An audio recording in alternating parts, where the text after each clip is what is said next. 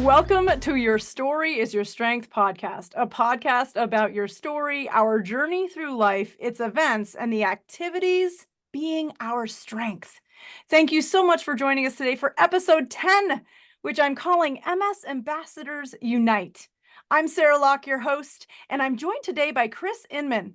He ended a 29-year career in 911 emergency communications last year and is now speaking, training, and consulting for an LA-based company called Healthy Dispatcher, which sends him across the country to deliver trainings, motivational talks, and keynotes to dispatchers from coast to coast. He's also a registered yoga instructor and considers himself a bit of a fixer. More about that later. Hi, Kris, and thank you so much for joining me today.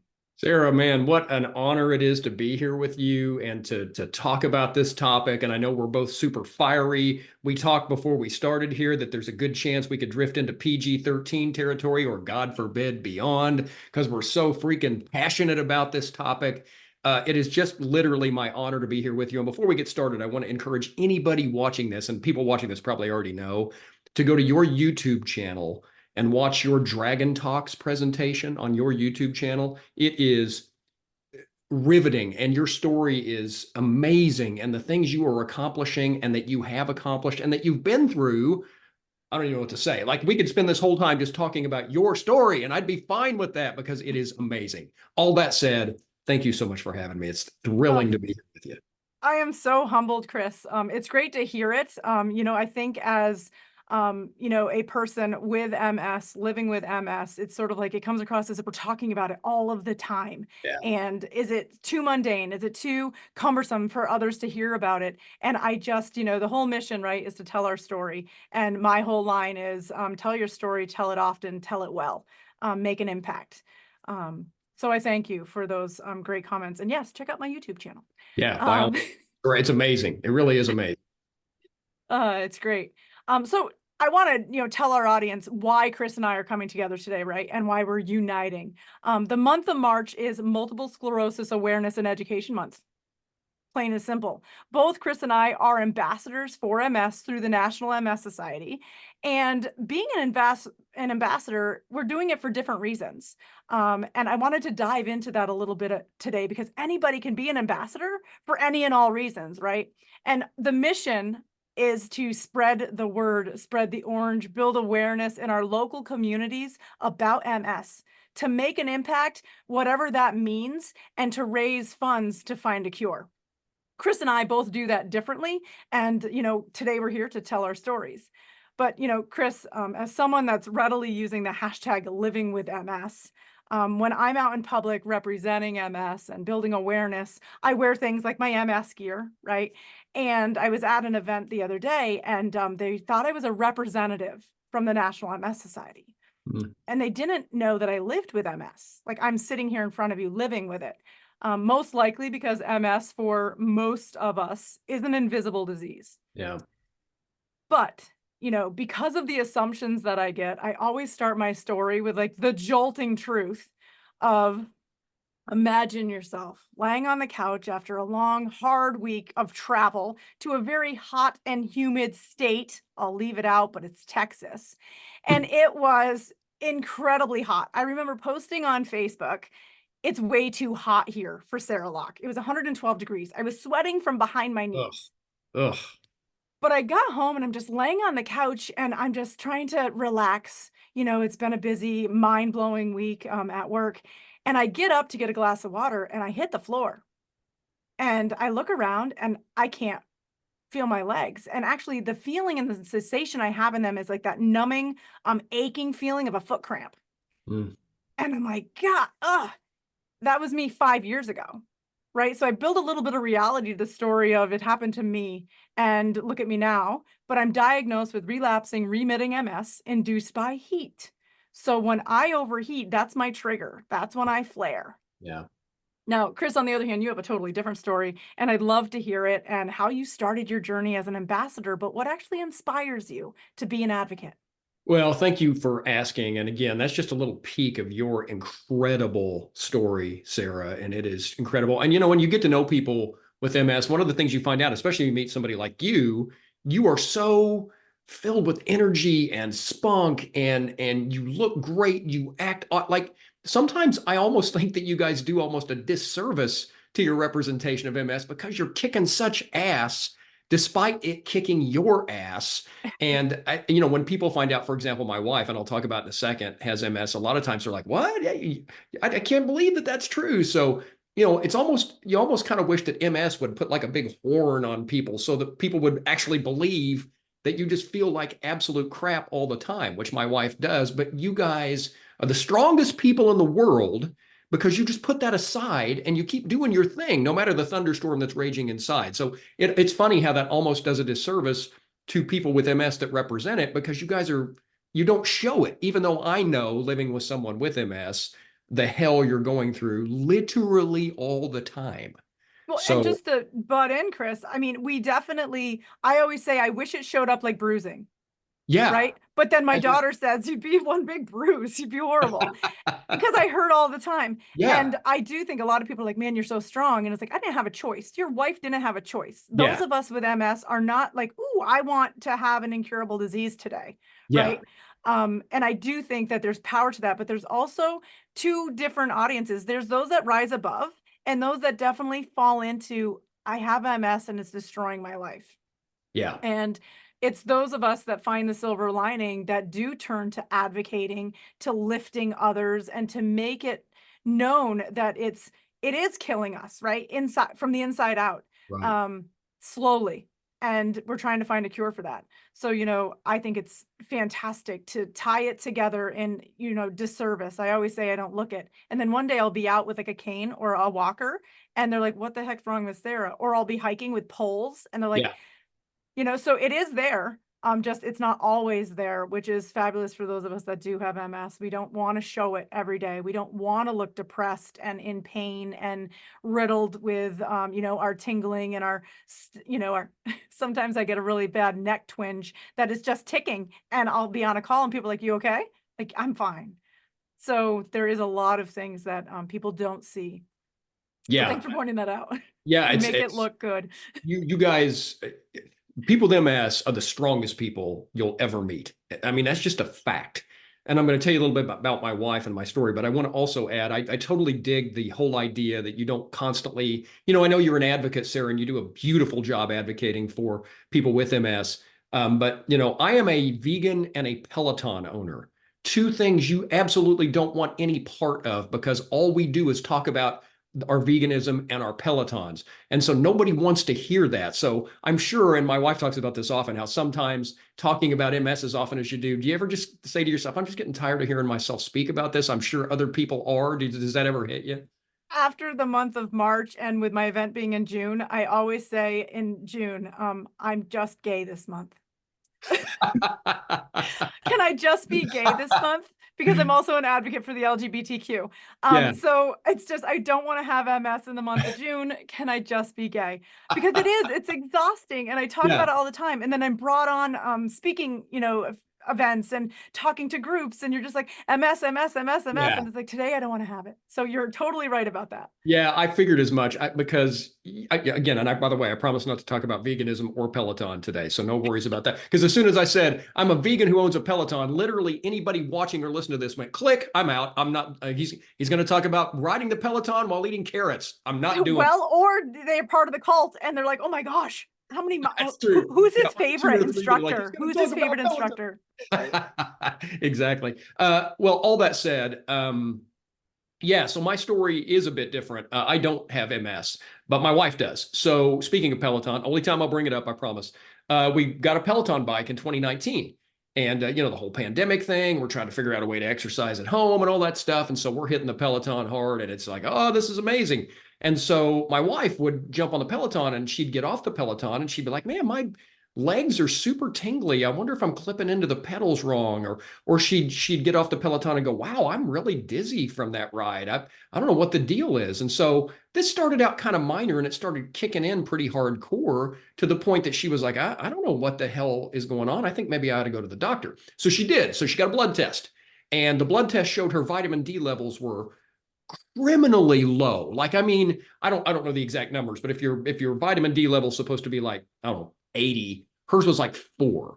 Mhm. So her doctor at the time and a couple of her coworkers who'd had some vitamin D deficiency said, that's what the deal is. If you're low in vitamin D, it's going to make you dizzy. It's going to make you tingly. No problem. We're going to slam you with this hardcore vitamin D stuff and you're going to be great.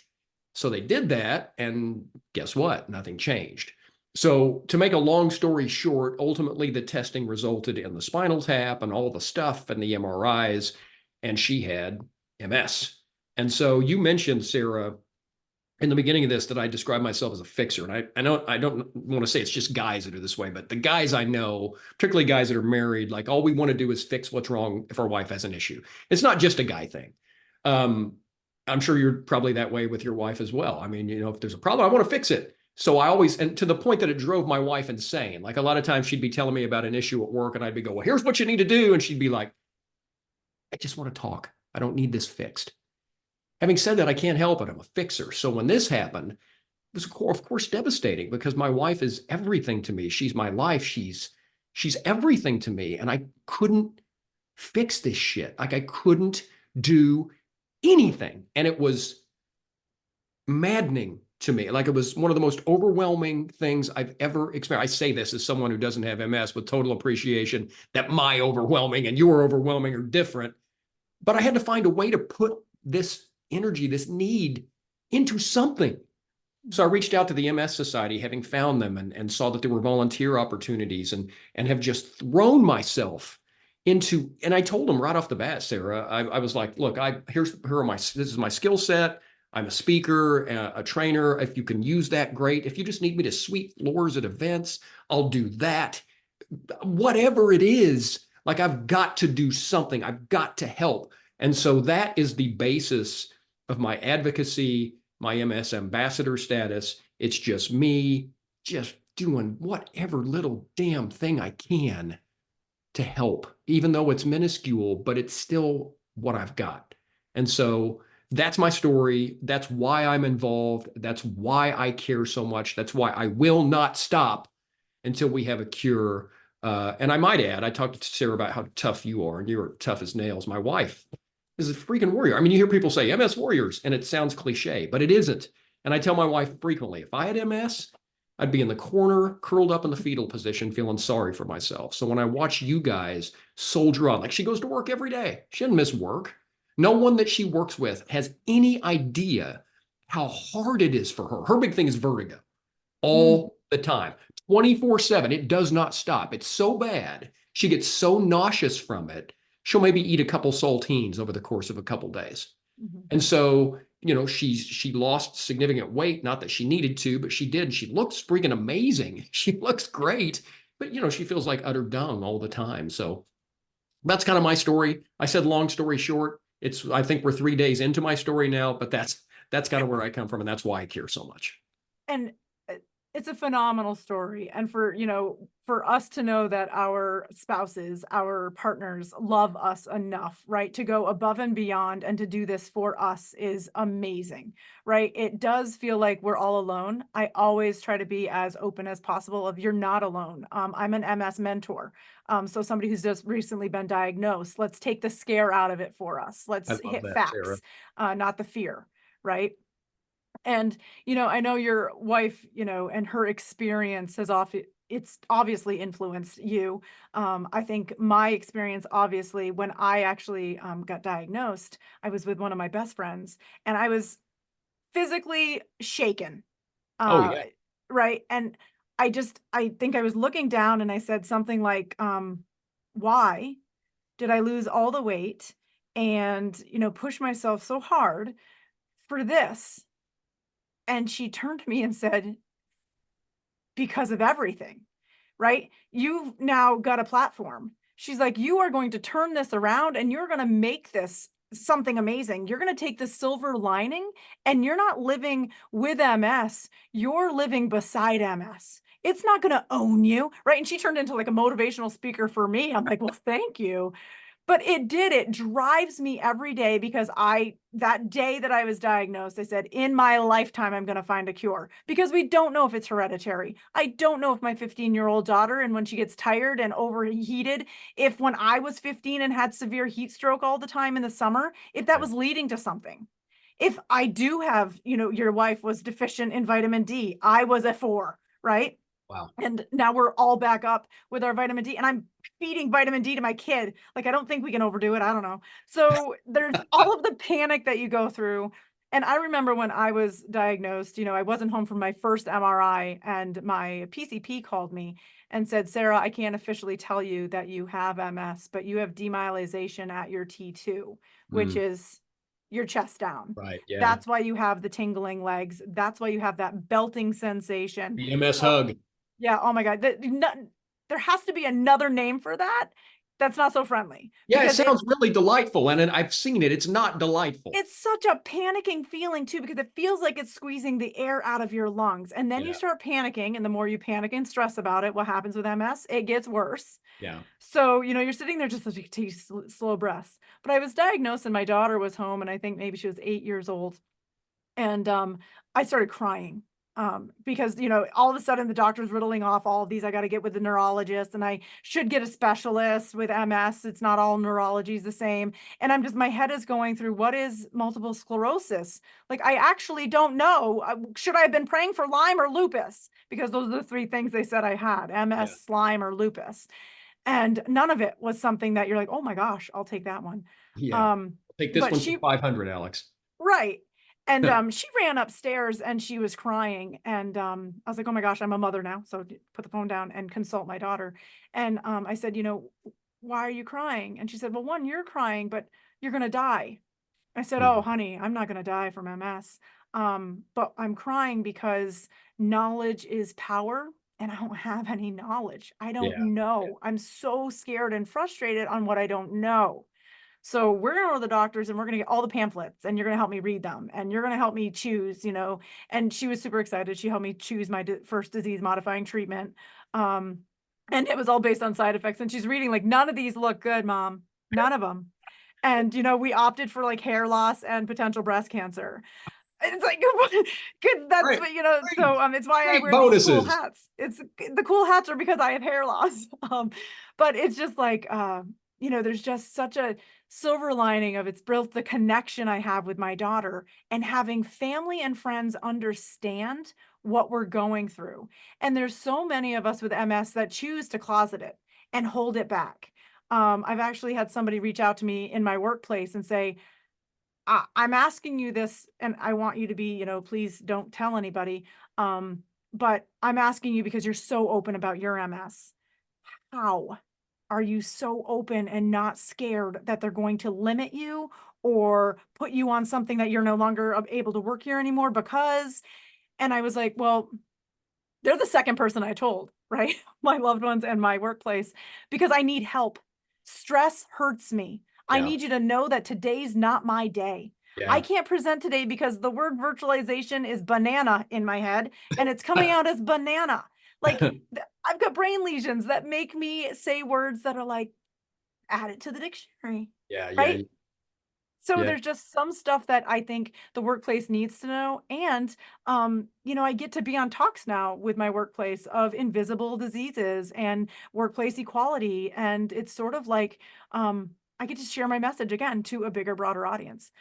So Which I is amazing. welcome. Sarah, not everybody's like us. Like you and I, we've only recently met, but you and I are birds of a feather. Like we're going to strike up an amazing friendship, you and I. And the thing that's going to define our friendship is the fact that neither of us can shut the hell up because Right. that's who we are. But for a lot of people who aren't that person, you represent something amazing for them because you're their mouthpiece. You're the one that gets to talk about how it feels, and you're the one that can be funny while you're also talking about how awful it is. And you're the example that these folks who are more introverted need. And so for every person who is quiet about it, which I totally get, and I know you do too, to have a Sarah to lead the charge, to be that mouthpiece, to talk to people about what it is, what it feels like in such amazing, clear, understandable, relatable terms, I can assure you is everything to them. I mean, my wife, who's going to be co-emceeing our local Walk MS soon, and we'll talk more Mhm. about that later,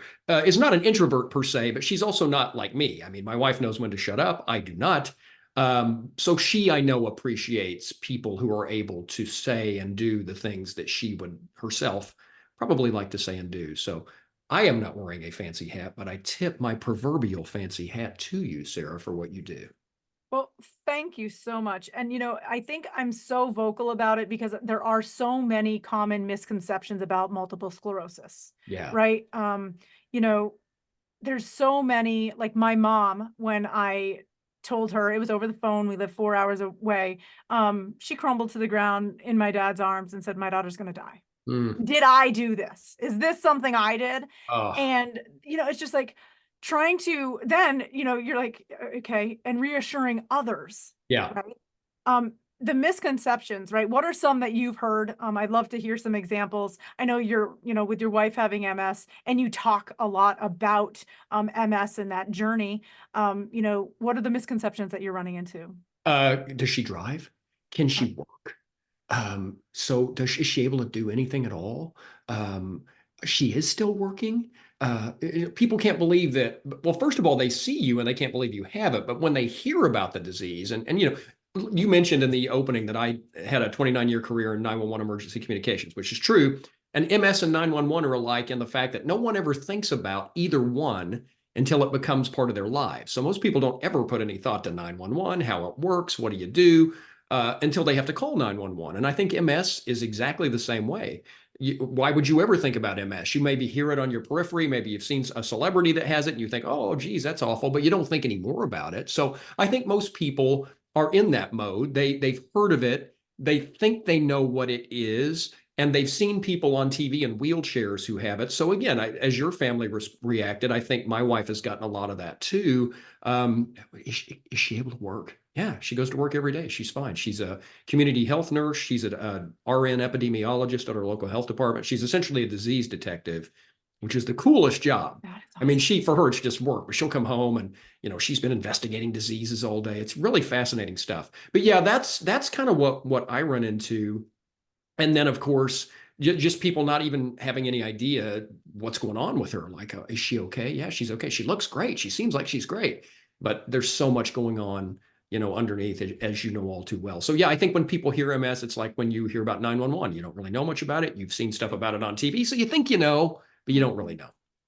Well, and I always say if I hear somebody tell me that leafy greens is the way to go one more time, right? Drives her crazy, Sarah. Because so she knows people mean well, and I know you do too. But Yes. like people will pull her aside and say, "Hey, my cousin's aunt's friend's brother's wife had MS, and she was able to do this and do this, and here's why: because she ate nothing but beets right out of the earth." And she knows that people mean well, Right. but the whole lot. This is a fingerprint disease. Everybody says a little different.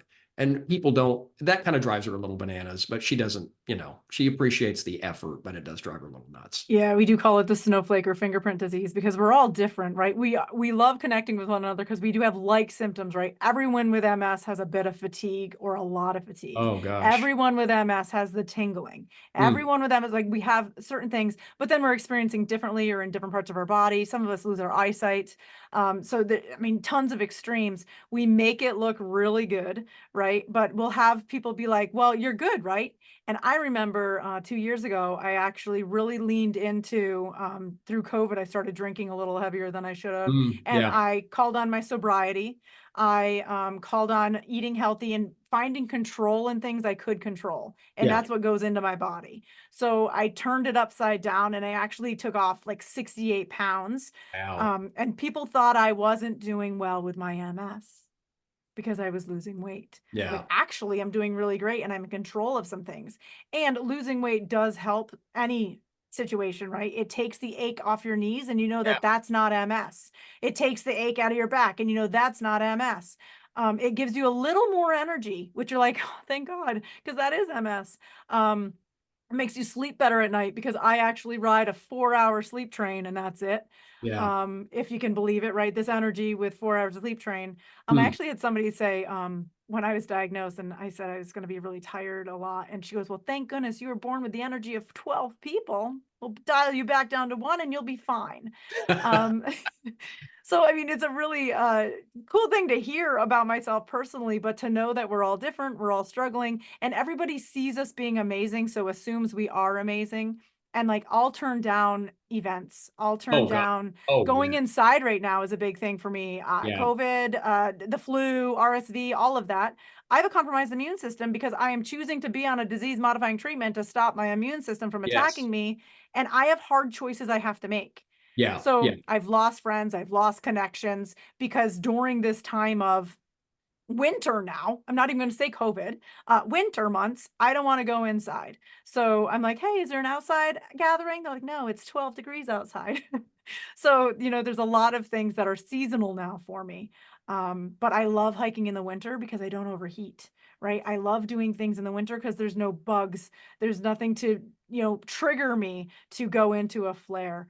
Right. And it's impossible to explain a flare in, the 30 to an hour we have here. So, it's just so many things trigger Oh stress, panic or anxiety. I have a therapist because Sarah experiences anxiety and never knew how much it could affect her life.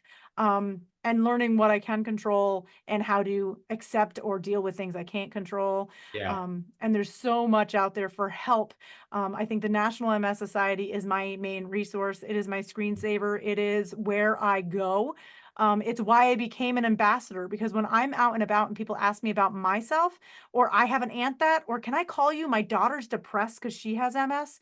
I want to have the answers. I want to Yeah. actually be able to guide them. And being an MS ambassador gives me all of those resources. And, I'm diving into, we met, earlier for the MS ambassador quarterly update call, and how impressed I was on the amount of work that you're putting in, and how many initiatives and projects we're all working on. And I was like, man, I really want to talk to Kris about what he's doing and how he's doing it, because I take it, and I was like, I took the MS walk your way to a whole new level. I was like, I'm going to create my own walk, and I'm going to actually have it be a climb because I love hiking and climbing. So I took it in that direction. But can you share with us how you're supporting through, your efforts as an ambassador? Yeah, I've been really pleased that our local branch has been able to put my skills, such as they are, to work. I've been emceeing local events now since my wife was diagnosed, and it's been just an absolute treat to get a chance to do. We've got of course, our local Walk MS coming up, and they reached out and said, "Hey, Kris, we of course want you to MC again this year. We love it when you do, but we've got this cool idea. We don't know what she's going to say, but what if your wife would co-MC with you? Would you be interested in that?" Because they've got to know her a little bit as well. And so I presented it to her. I said, "Hey, it's great. You can co-MC. We'll do it together. It'll be awesome." And her first instinct, even though we met, by the way, we met at a commercial radio station where we both worked. And she was behind the scenes and I was on the air. So she's just not, she's great. Like if you put a mic in front of her and get her to do it, she's awesome. But she's like, but she reluctantly agreed. So this April 6th, we're gonna co-MC, and I'm super excited. So for me, I just try to volunteer where I can, and I also try to be a resource, like you mentioned, for people who need it. And to be an MS ambassador, I think the most fulfilling thing for me is to be able to spread the word, share what it is, be a resource for people who need it. Because as you mentioned, Sarah, the MS Society is, God, I don't even get me started on the amazing people Yes. that work there. Like I get emotional talking about the MS Society and how incredible the things that they do for people who so desperately need it are. So for me, and I'm sure you feel this way, to get a chance to be an MS ambassador and just do a little bit of that in my spare time is endlessly fulfilling. It's because people are so scared and they're so alone when they get the diagnosis. You talked about your immediate reaction. I mean, my wife and I were devastated. What the hell, MS? What? We were just fine. We were just fine. What do you mean MS? She's a vegan. She takes care of herself. She doesn't go to McDonald's 50 times a week. She's all the things you're supposed to do, she's doing. What do you mean MS? So I'd love to be a source, a resource for people in that moment and just try to help them, because you mentioned the lack of knowledge it's overwhelming. It's scary as hell. So to be able to share a little bit of what I've learned and to be able to be a calm voice, which is something I did in a 911 career for many, many years. So it kind of comes naturally. Somebody would call 911 in a panic, and your job, and in order to get them efficient assistance, is to be calm and help them get calm. So That's kind of part and parcel of who I am anyway. So for me, Sarah, it's all about volunteering where I can, being a resource where I can, attending all the meetings that I can. I travel a lot in my consulting job. But when I'm not doing it, my passion, my absolute passion, my two passions are dispatchers and MS. And yeah, so I can't wait to grow what I do and enhance it and be more and do more. And I can't wait to see what the future holds. But like you, as much as I love the MS Society and as much as our friendship is going to mean to me, if none of it ever happened, I mean, we'd still be friends. But if none of that ever happened again because we found a cure, bye bye, everybody. That'd be the happiest goodbye of all time, right?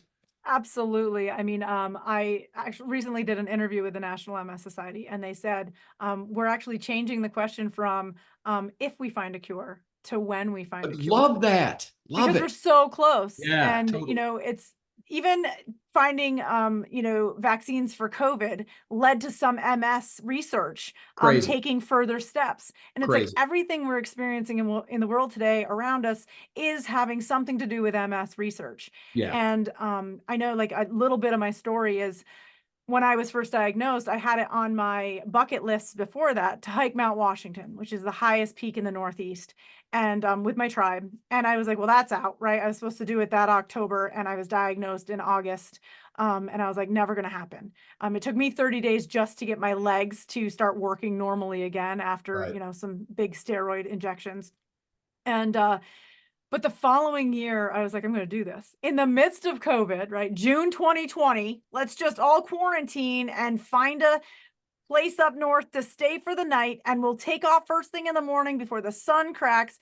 And we did it. We actually did. I had a nurse with me. I had, a runner with me to go for help. I had poles, I had food, I had everything that I needed. And you You're get like the a right NASCAR people. driver, and that was your pit crew, Right, basically. I needed a pit crew and Yeah. motivational, fun people, right? Because when I challenge myself, I lose my fun, right? I lose my little bit of, I just need to focus. And I think it was 16 hours total. We summited, I wept. But I made the whole thing on Facebook a Walk MS event. Awesome. I had a donation page and I was telling my story. And obviously, your first time telling your story is your biggest strength. Yeah. And I said, by the time I get down, I would like to have raised $8,000. And one person, right? How's that going to happen? And the conversation was going the whole time. While we were up there, I lost cell service, of course, and I had a breakaway pit crew at the top and truck, and he's going to drive me down if I couldn't make it. And I gave him a hug and I said, "Nope, I'm going to do this." And it was the worst hike down I have ever Oh, experienced. It would have been better in a litter, right? In one of those things that they're pulling you. right. We made it down. We didn't look pretty. I didn't feel pretty, and it took me, 2 weeks to get over it. But when I got down and my phone pinged, and I just scrolled up, I had raised over $10,000 Ah, amazing. myself. So Amazing. that's what got me thinking of, how do I make this bigger? How do I raise more money faster? And it took me a few years, but last year I launched the Climb the Peak for MS. And I'm not gonna say every morning, most mornings I hike Pat's Peak for sunrise. I love sitting at the top of the mountain by myself, just watching another day come because I'm grateful and I'm blessed for that day. And I'm blessed most of all that my legs are still getting me there. And it Mm, might be slow and it might suck and I might use poles some days and I might not, but dang it, I'm there and I show up. And I said, I'm going to take this experience and I want to show the world that this happens. And world, I mean my community. Maybe it'll get bigger. You always pray that it gets bigger. But I turned to my community last year. It was a lot of self-funding because there was a lot of like, we don't know. And what is MS? And why would I do this? I had local businesses like for trade, right? We'll give you gift cards. So we had a great live raffle last year where we awesome. actually raised $700 on the raffle that Wow. day. Amazing. And I have somebody that does body art and she was like writing henna tattoos on you and it was for donation only. And it's just a Venmo, whatever you think. And we raised, $260 on that. So it was just, I had an author who wrote a book about her struggle with MS and her friend that had a different disease, but how it all came together. And she was there signing her book. The comedian we had actually had MS, and she was teasing about the event. Like, she's definitely has a visible part of the illness. And she was like, Sarah, thanks for the invite, but who the hell can climb that shit? Right? Like, I can't.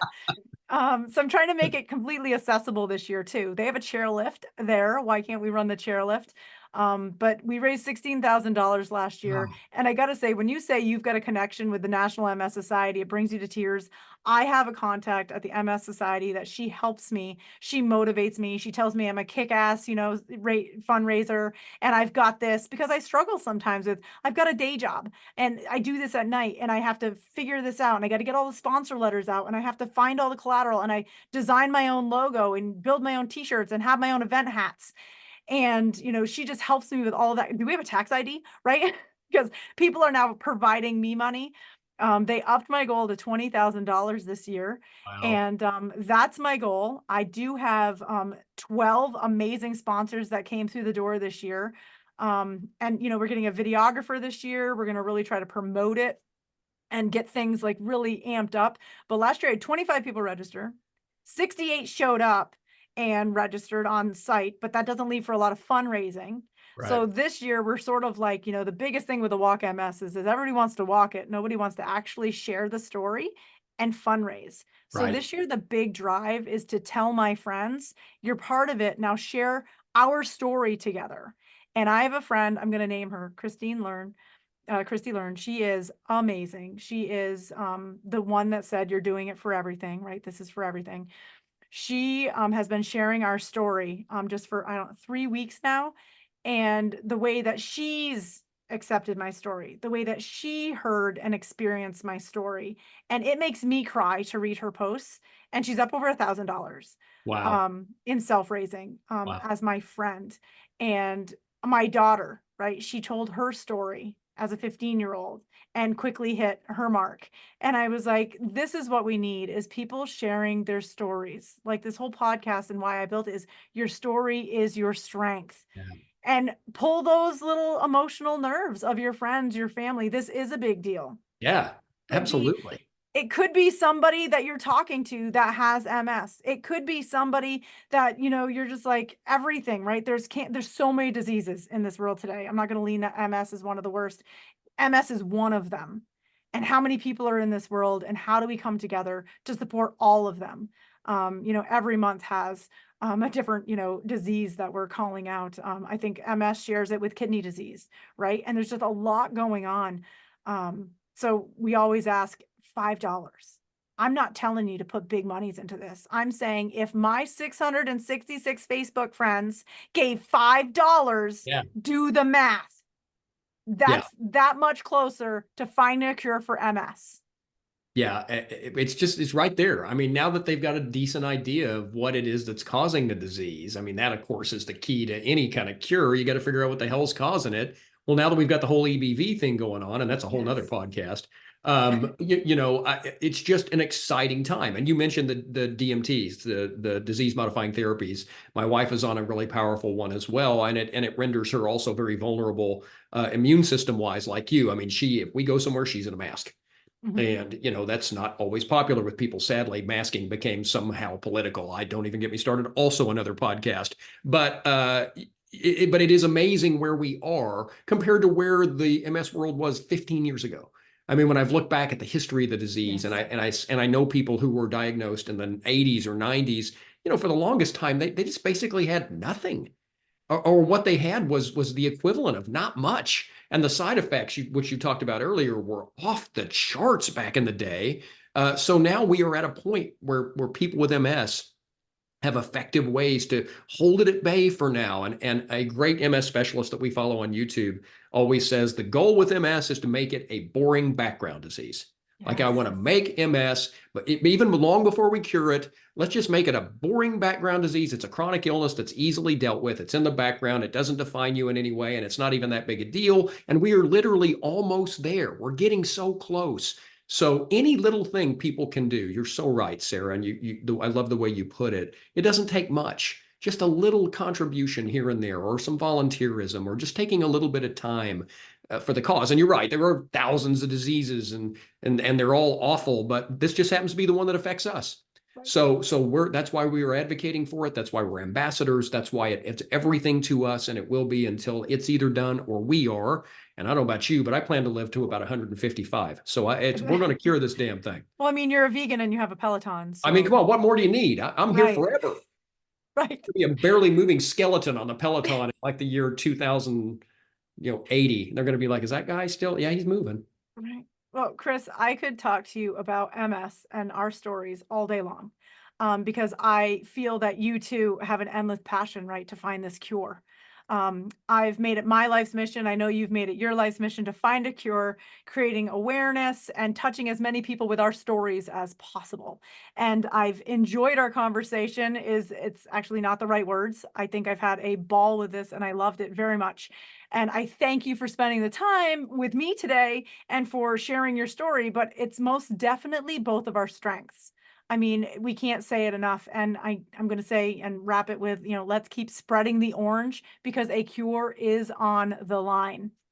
Until next time, everyone, own your story, tell it well, and share it often. Thank you.